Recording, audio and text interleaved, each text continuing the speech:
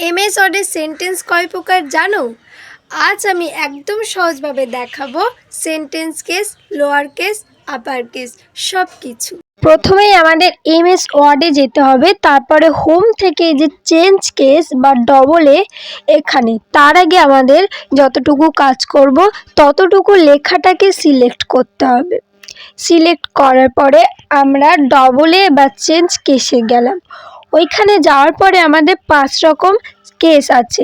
তো sentence case এর কাজ হলো বাক্যের প্রথম অক্ষরটা বড় করবে, এবং লোয়ার কেসের কাজ হলো প্রতিটা অক্ষরকে ছোট করে দেবে, এবং আপার কেসের কাজ হলো প্রত্যেকটা অক্ষর কিন্তু বড় হয়ে যাবে। বুঝতেই পেরেছেন?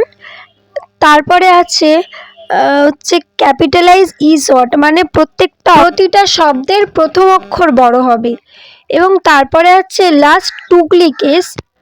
এটা হলো যেগুলো ছোট হাতের ছিল বড় হাতের হবে, আর যেগুলো বড় হাতের ছিল ছোট হাতের হবে। যেগুলো জানলে স্ক্রিনশট মেরে অবশ্যই খাতায় লিখে রাখো। বিগিনাররা এই অপশানটা না জানলে টাইপিং অনেক কঠিন হয়ে যায়। তাই ভিডিওটা কাজে লাগলে সেভ রাখুন এবং নেক্সট পার্টের জন্য ফলো করুন।